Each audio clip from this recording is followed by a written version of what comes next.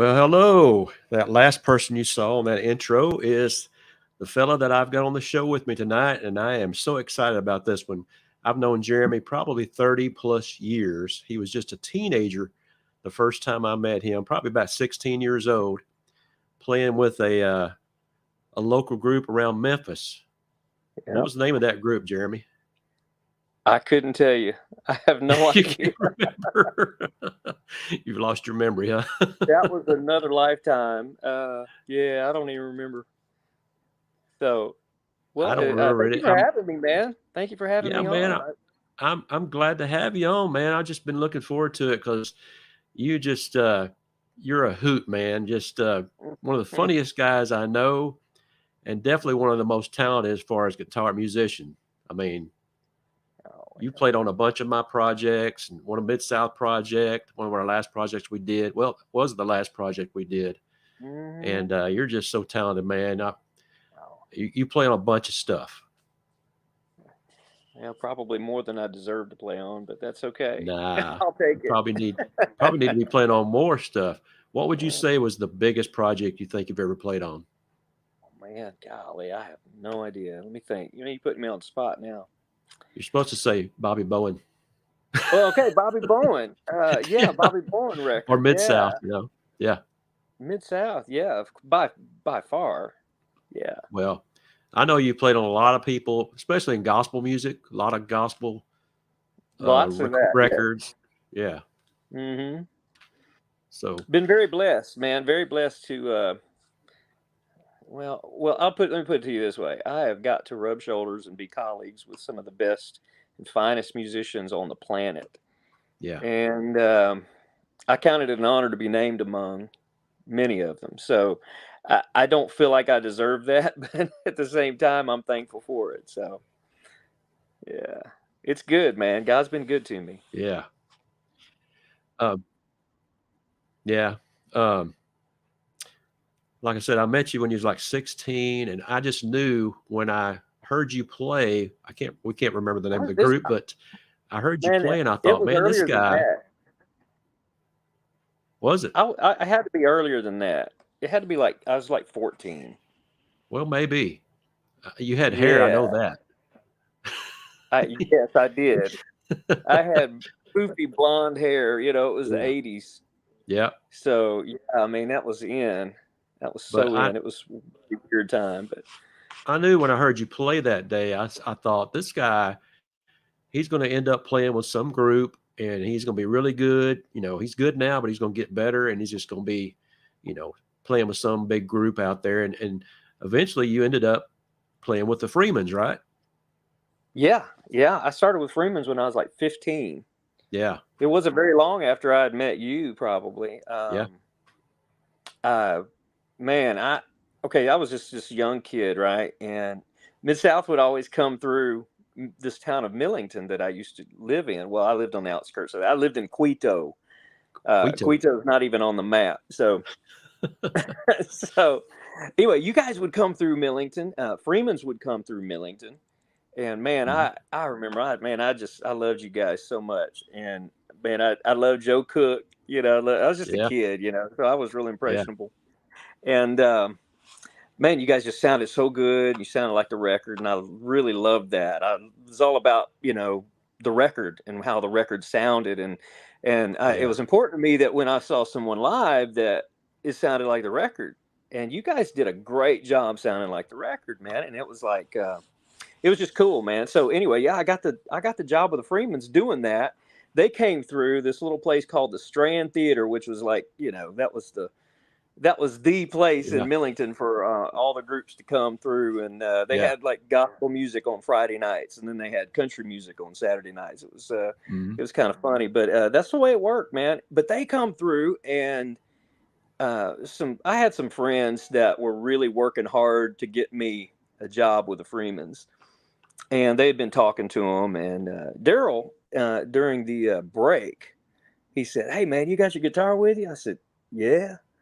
He said, "You want to play with us the second set?" I said, "Yeah, man." I was just this little kid.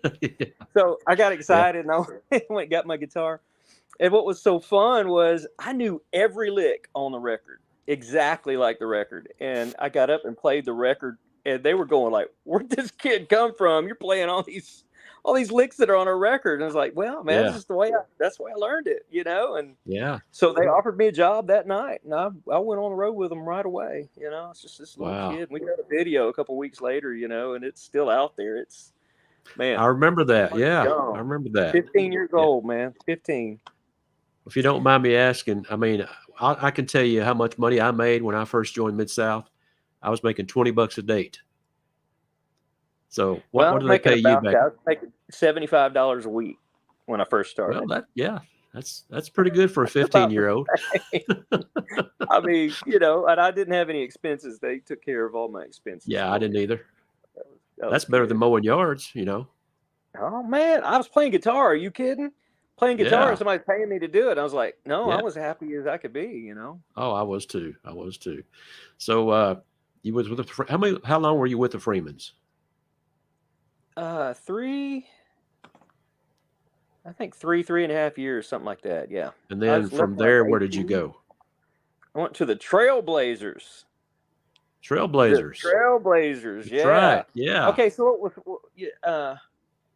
Donnie Lewis, Yeah. of course, you know, good mutual friend of ours. Yep. I think you've had him on your show. Yep. Donnie had a job with him already, and he approached me, and they offered me a job, and I wound up taking it. Man, it was really good money for the time for me, and I just, you know, I was ready for a change, and that's what I did, and Yeah. it was actually a really, really good job. You know, Y'all we had used to laugh at them, you know, at some, you know, because it was kind of funny. But man, then they built this really great quartet and had a really great band. And then I was like, man, yeah. well, I could do that. And Yeah. anyway, it was odd, but it was kind of cool for Y'all had a us. You know, great it was a good band. job. You had a great band going there, you know. It was a good band. Me and Donnie and a guy named Randy. Randy I know his Gross. last name. Randy Randy Gross. Thank Gross. you. Yep. Play bass. And Trey Starnes played piano, and Yeah. man, it was. I Yeah. mean, for a four-piece band, it was good. It Yeah. was real good. Oh, good. So how long did that last? I don't know, golly, I It's can't two or remember. 3 years, wasn't it? At least It was a couple years. a couple of years. Yeah. Yeah, something And like that. then you got the big job playing country music. Well, before that, the Trailblazers kind of started tanking. You know, it was because they weren't bringing the money and they were shelling out. Yeah. So they gave us a severance package, and I had at the time I had job offers from the Nealons, a band called White River, if you remember Yep. them, Oh yeah. um, Cedar Ridge, and the Magruders. So Yeah. I had four different jobs I could take, and I took the one that was closest to Nashville, which was the Cedar Ridge, and Cedar Ridge. That's they came to the table with the money, and it was a good little gig, man. yeah. But I didn't have to commute that far, so you know it wasn't bad. Yeah. If Joe hadn't have been still with us, we probably would have hired you. You know. Well, I would have. I'm sure I would have taken it because you guys were in Nashville. Yeah. Yeah. So I would have been glad to do it. Y'all just y'all didn't need anybody at the time. Not then. No. No, Not Joe then. was But still with you, I think, then. So, but then yeah. it was after that. I think I was there for about 8 or 10 months, and then it was after that that I went into country music from there, Yeah. and started out with a band called Ricochet, which was Nader. I'm sorry, it was a band called Lariat, which later Yeah. became Ricochet. Had a couple hits in the '90s, and I was with them for a little while. But man, they just traveled all the time, and I was Mm. newlywed. Yeah. And man, they were gone constantly. You know, it was at least 2 weeks at a time. You know, 2 week Yeah. run, 3 week That's hard run. for a newlywed for And sure. I was like, man, I can't do this. Yeah. And we had just gotten a new guitar player and a new lead singer, and he played electric guitar.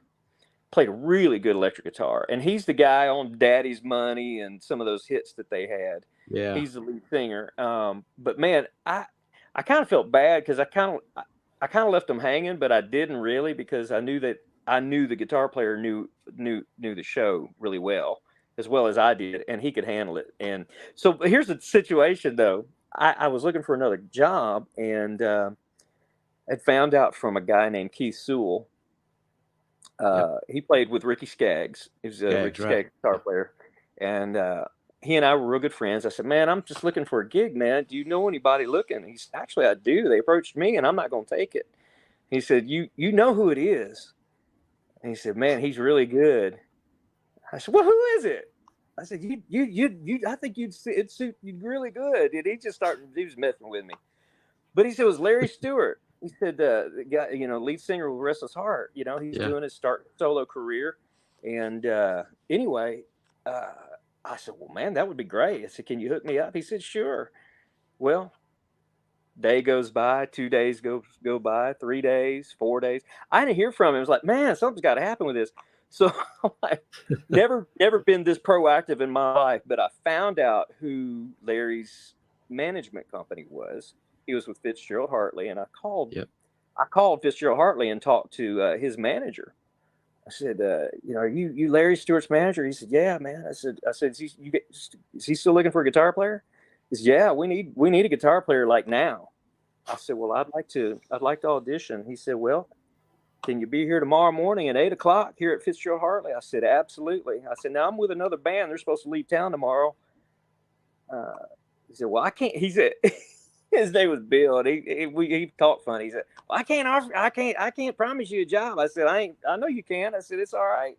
I said, "I'll take my chances." So I showed up at 8 o'clock the next morning with an acoustic guitar, and I played and sang Larry's hit "All Right Already" with him. Yeah.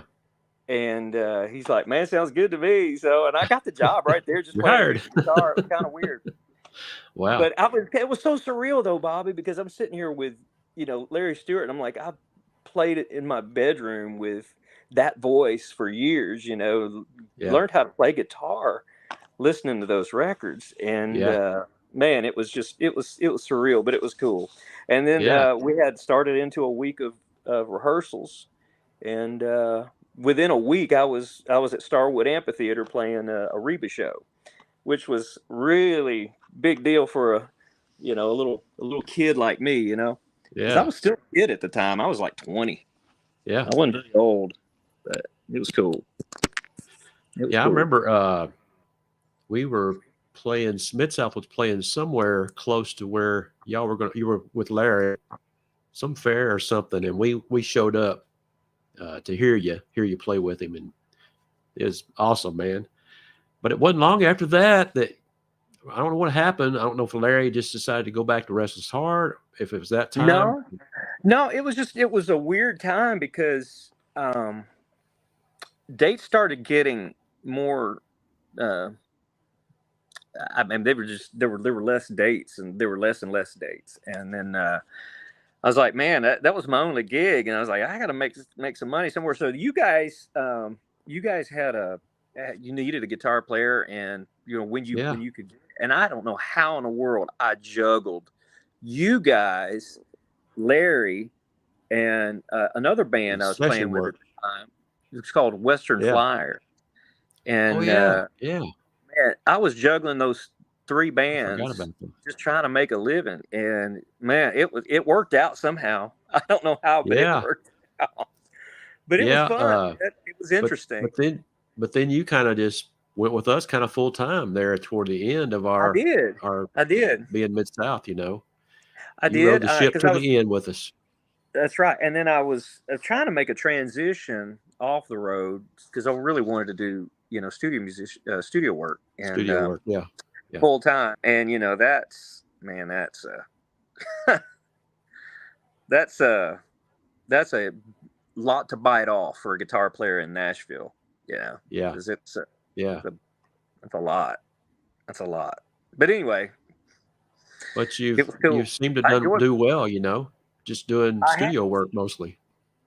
man, it was a struggle there at the beginning, and then, man, after 2 or 3 years into it, it just started to take off, But man, I worked a few Yeah. jobs, in the interim. Yeah. I loaded trucks for Roadway Express. I was a casual dock worker, so I could go in and, choose a 4, 6, or 8 hour shift. Yeah.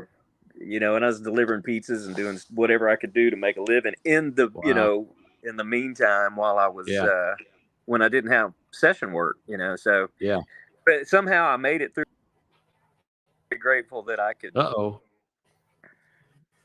We Lost you lost there for a Jeremy there second. for a second. Well, I He'll lost be you back, too, so hopefully. I'm back. Ah, Am I not back? there he is. Lost. Yeah, I lost you for a second. That's all right. That's But all right. so you did some odd jobs to make ends meet, which, a lot of us have to do that, especially if you're a musician. They don't always come easy sometimes. No, it don't. No, and there was some But trying years there, but man, it all yeah. worked out. I'm glad I stuck Oh, with yeah. it. Glad I Yeah. stuck with it. Well, man, we loved you being on the road with us. You were such a smooth, just great player, and there was never a dull moment when you were on the bus with us, man. We laughed. We stayed up all night and just on the CB radio and just, I remember that one trip where we was like going out to Oklahoma or something. And we had a Sunday morning, and that Saturday night we stayed up all night talking on a CB radio with somebody that I was messing with the whole night. I know. And we were so exhausted the next morning. I don't see how we could play like the next morning, but yeah. That was fun. There was one time we were playing at what's it, JCR, something like that, up in Upton, Kentucky, the Christian station up there, the big 100,000 watt station. And they have a little auditorium there by the station, and we played a date there. So we would get to a place about 3 or 4 o'clock and set up and do a sound check before anybody else was there. So Jeremy just grabs his guitar and just starts cutting up, and I've got a little clip of that I want to show everybody. No, you're kidding. Here we go. Ready? You got it.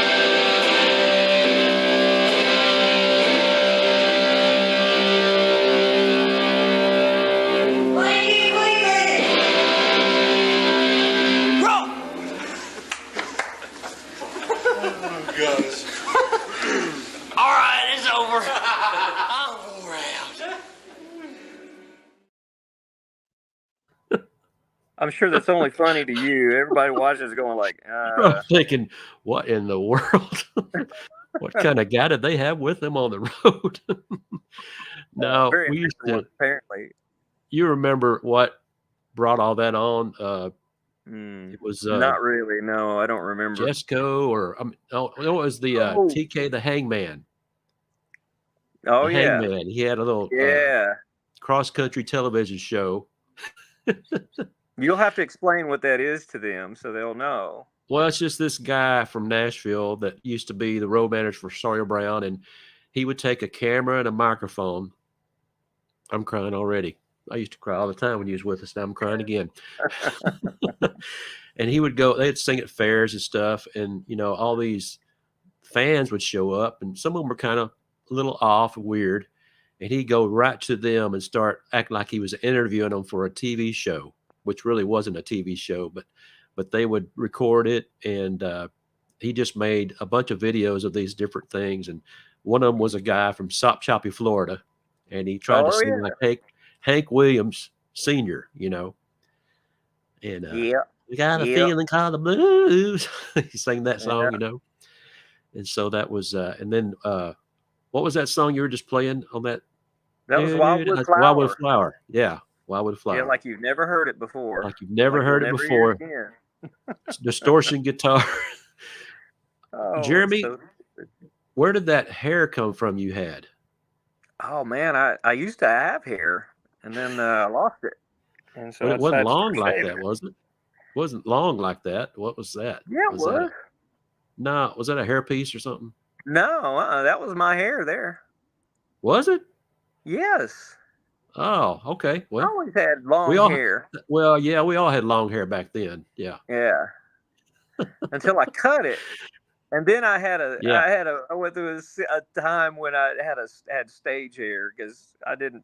I got You had the shut. Tim Riley hair, huh? Uh-huh. Oh, and I Had decided the to Tim trim Riley all that. toupee. That's way too much maintenance. Oh Yeah, man. this is much better. Yeah. Much better. But we just like I said, man, we had such a good time on the road. It was just constant laughing and just staying up all night, and probably shouldn't have done that, but it was just we just had too much fun. I was sad that it all had to come to an end, but Yeah, you same kind of here. kept doing things. You kind of kept doing things. You made videos. I've seen your videos on YouTube of we used to call you Troy Duke because there's a guy, in Pegram, I used Tennessee, to right have down the road hair. from us. Yeah, Troy Duke, he used to have commercials on.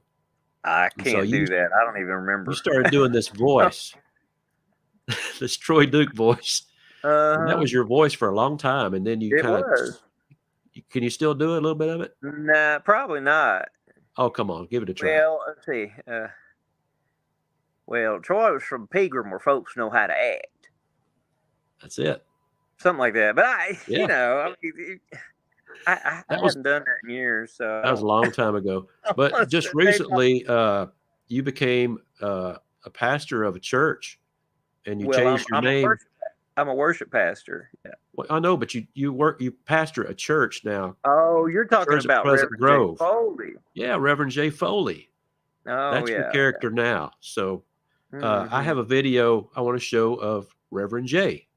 All right, Okay. here we All go. right. Sorry. Listen, this is Reverend J. Foley. I want you folks to listen, and I want you to listen good. This Halloween business has got me all fired up. All you parents want to take your little kids out trick-or-treating, and you want to dress them up as Beelzebub, and you want to take them out, and you want to get them candy and all that, and you let them dress up like a little ghosts and goblins and boogers and whatnot, and then you won't call the pastor and to come over your house and cast the devil out of your house. Shame on you. You're headed to a devil's hell. I tell you what, these churches, shame on you if you're having a fall festival. Fall festival, that ain't nothing but a glorified Halloween party, is all it is. Letting your kids dress up as little goblins and ghosts and boogers and whatnot. I tell you what, at the church at Pleasant Knoll, we ain't doing that. We're having a Holy Ghost wiener roast. Amen. You need to come out, bring a neighbor, tell a friend. Come on out and have a good time in the Lord. Amen. Where did you come up with the Holy Ghost wiener roast? Okay, I think it came from our one of our pastors. He saw it on a some little church, some little Pentecostal church. They had it on a sign. They were having a Holy Oh, Ghost really? wiener roast. And I That's thought, a man, great that'd be thing. funny. So Reverend That Jay, is, you can't have a fall festival, but you can call it a Holy Ghost wiener roast. Reverend so, Jay's kind of like, he's just kind of all about himself. It's pretty yeah. funny. He's How'd you come up with that he ain't character much about Jesus. He's just about him, about himself? How'd you come up with that character? dude. I don't even remember. But I will tell you this. Years ago, when I was just getting really started in session work, I would go down to Gadsden, Alabama a lot. Down to I'm trying to get that light where that light's not shining. But I used to go down to Gadsden where Gold City had a studio, and I used to work for them a lot. Yeah. And Jay Perrick was the tenor singer at the time, and then of course Doug Riley, God rest his soul. He passed several years ago in a car accident, but those guys would tag team preach all the time, and it was so funny. I can remember being, at the end of a session and, you're punch drunk, and Jay would come in and him and Doug would tag team preach. And I can remember laying on the floor, rolling around, begging them to quit because I couldn't catch my breath. I was crying, laughing, just gut laughing, and to where I was just writhing in pain, and they wouldn't stop, and they would just keep going. Anyway, I kind of derived my own character from their inspiration. So I have to give credit where credit's due. But I did come up with my own character, my own voice, and whatnot. But that's kind of where I got started at, was with them. I guess the first time I heard you do the preacher thing, the preacher voice, was we were flying to Canada with Midsouth. And we were on the whatever they call the thing that takes you from the terminal to the plane, little shuttle. I guess that's what it was. Mm-hmm. And I videoed you doing the smoke on our smoking thing. Oh yeah. That's the first time I heard you do that, man. We just loved it. But then you became a music pastor at Reverend Jay's church, right? Well, there's this other character called Marion Presswood, and he's a little light in the loafers, And anyway, he leads singing at Reverend. I have that video too. Oh, goodness. I have that video too. Oh, goodness. All right. Now, let's watch this. If anybody. Hey, y'all, this is Marion Presswood. I'm excited today. And because I'm here with my worship team, it's my frontline singers, they're the best. And they are excited. And I'm excited because we want to extend a fresh, warm welcome to all of our first-time visitors who are not yet first-time visitors. We have a song prepared for y'all today that I wrote. Yes, yours truly. I wrote especially for this occasion. And we want y'all to come on out because the Church at Pleasant Knoll is on fire! And I'm telling you, Reverend Jay is full of awesome sauce. Y'all need to come out. Anyway, I'm going to sing because I'll preach. And I don't need to do that. I just need to shut up and sing. Here we go. On a dark city cul-de-sac, a mighty wind in the air. The warm smell of the Spirit, so strong that it parted my hair. There he stood in the doorway, I heard the Sunday school bell. I was thinking to myself, will I go to heaven or go to hell? Then they handed me a candle, and they showed me the way. There were voices in the vestibule, I thought I heard them say, welcome to the church at Pleasant Knoll. Oh, what a lovely place. What a lovely place. Upon a saving grace. Jump in the pews at the church at Pleasant Knoll. We use the KJV. It makes the devil flee.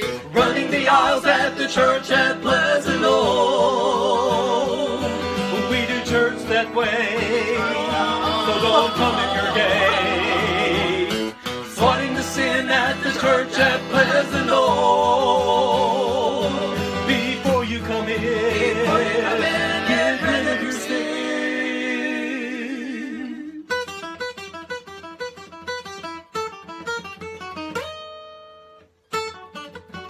Anyway, it's awesome, isn't it? Y'all come on out. You won't forget it, and you won't regret it.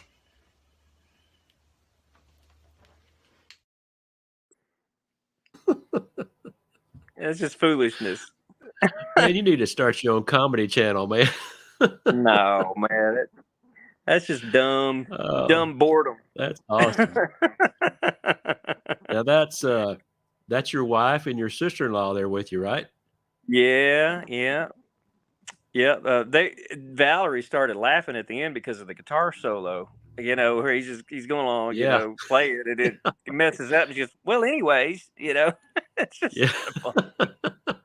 He just stops. Yeah, guitar solo, man, was a killer, man. Did you mean to do that, or just, Man, I was just in the moment. This thing about comedy is you just take advantage of whatever happens. If Whatever you mess happens. up, Yeah. you just go with it and you just make something Yeah. funny out of it. I don't It's know. just, man, I, that's just awesome. I got some people making comments, and uh-oh. you know this girl right here?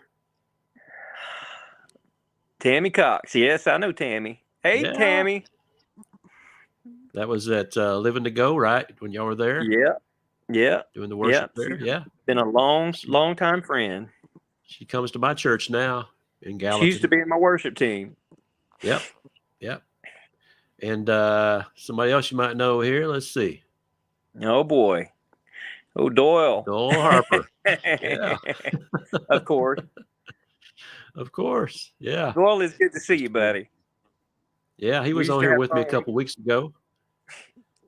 And yeah, what a Nice. great guy. Yeah, he And is. let's see. Tammy says that is just so funny. And it is, I'm telling you. It's just, Well, you got to be a little bit crazy to think it's funny, but well, if you're a musician, Tammy is you'll think it's crazy, a little funny. crazy. If you're a musician, Oh, you're a man. little bit crazy. It's just, y'all just,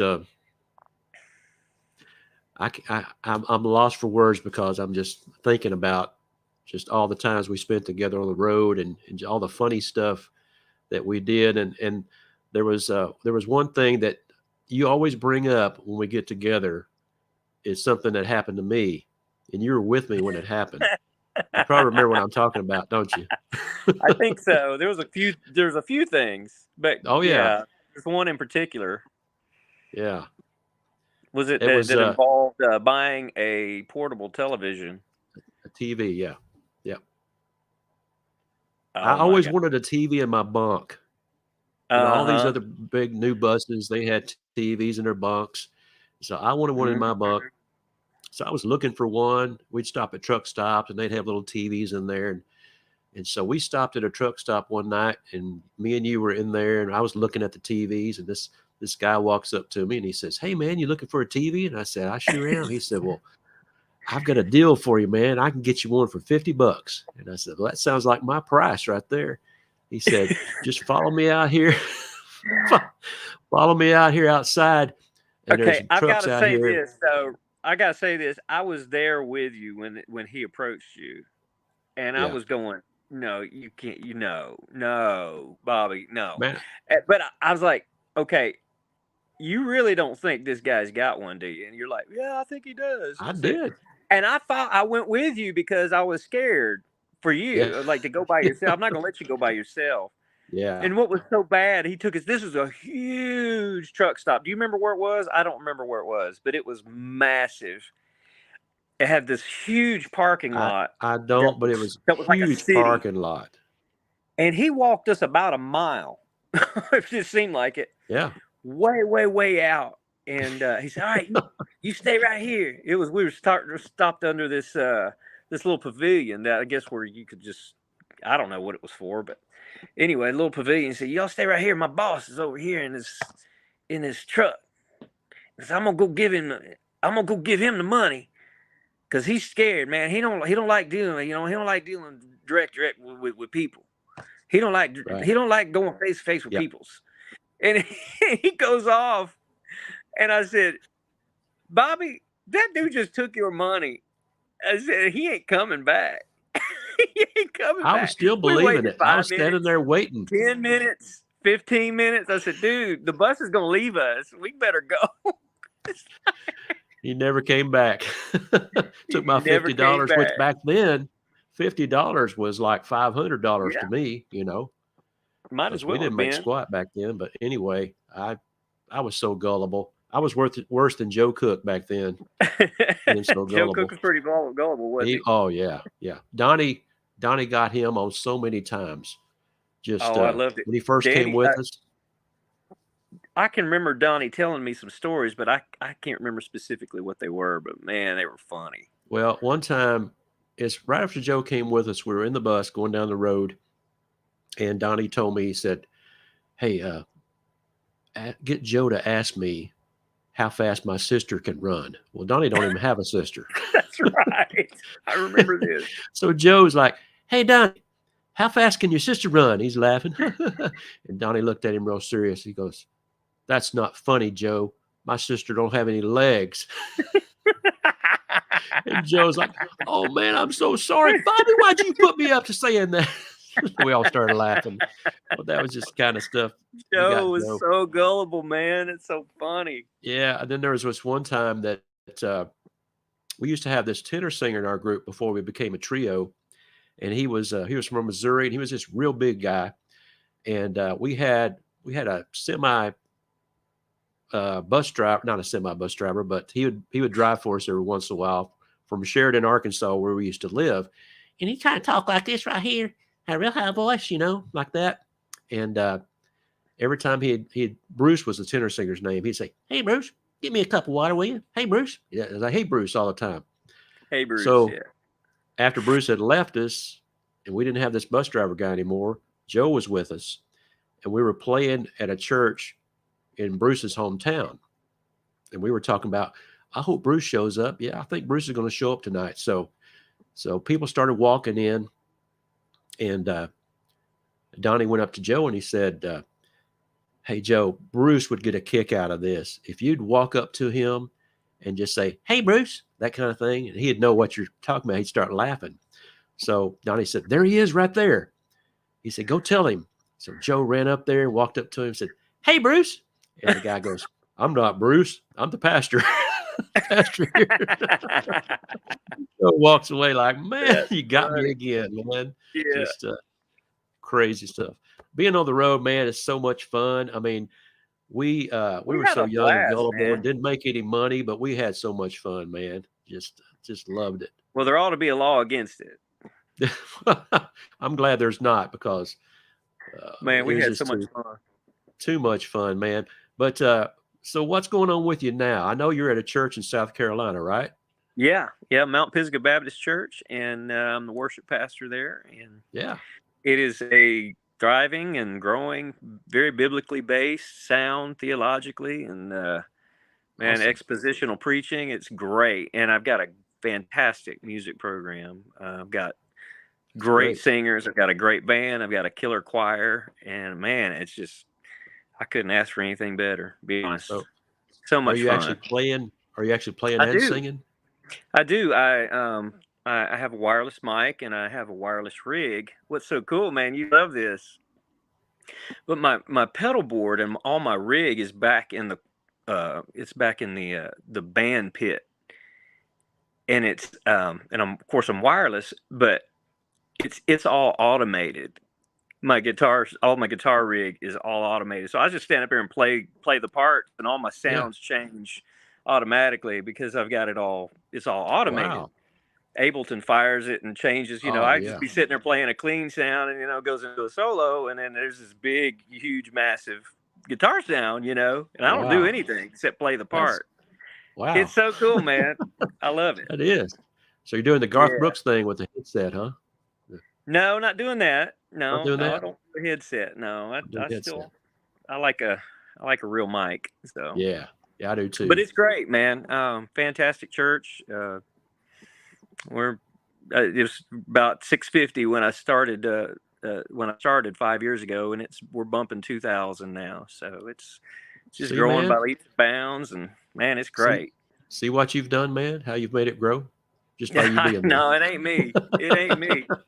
I'm sure that the good music certainly plays a part. I won't discount that, but that's not the only reason. God's just been good to us. So yeah, I always look for a church that has good music, and our church does too. And the church I was at before did too. So yeah. It's very important. That's one thing that I've always told my wife.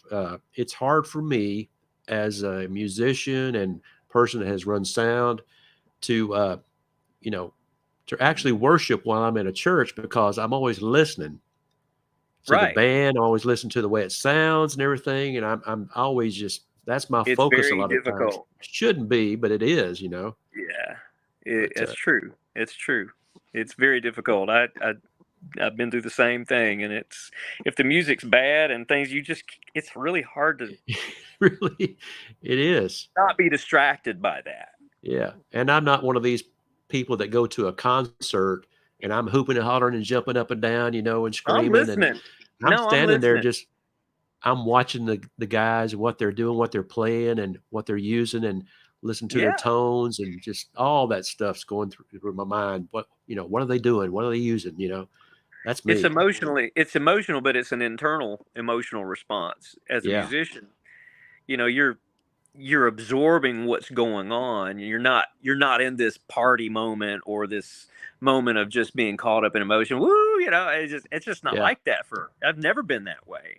No. I want to go and I want to That's listen. definitely not me.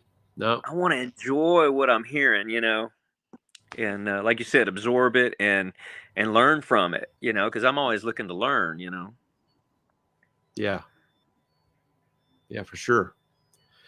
So you're in South Carolina now, and how's that working with doing I'm studio and all that? Okay, Because it's a different thing now. Because most musicians, they don't actually get together in a studio anymore and cut tracks like they used to in the old days. Not as much, but it still does happen. Yeah. I still come to Nashville, and I'll travel to Nashville and do sessions. I also work in Atlanta, I work in Charlotte, and I work in Asheville. And there's a few studios around here locally that are actually really good. I've got killer musicians over here. I've got, Trey Ivy, Chris Knight, got Preston Showbridge. These are guys that are all Nashville guys. And we've got great studios around here that's got great outboard gear. And I mean, I can track here if I need to, and it's really good. Or I can go to Nashville if I have specific needs. I'll go to Nashville and track. But man, it's great. I track here I'm in my new studio that I just built. I'm still working on it. It's not completely finished. Explain to the folks out there, because when you say I'll send you a track and I want you to put guitar on it and send it back to me, explain how that works. Well, so you can send me a file that's maybe you've tracked at another studio that's just a 2 mix. I can pull it into my Pro Tools, and then I can. I've got a whole rig here. I've got a whole studio here in my house. If y'all want to see a little bit of it, I've been in here. I've been mixing, so I'm in a little bit. But this is my console. Cool, man. That's awesome. And then got a bunch of outboard gear. Yeah. A little bit messy right now, but that's all right. I got guitars and guitars over here. Amp rack. You're guitar poor, man. Yeah. Wow. Amp rack and pedal board. Wow. Because everything's a little bit messy right now, but that's okay. I wasn't expecting to see that. But anyway, I've got all my cabinets are in my garage, and I've got an amp room that I have several cabinets, and I've got all these amps.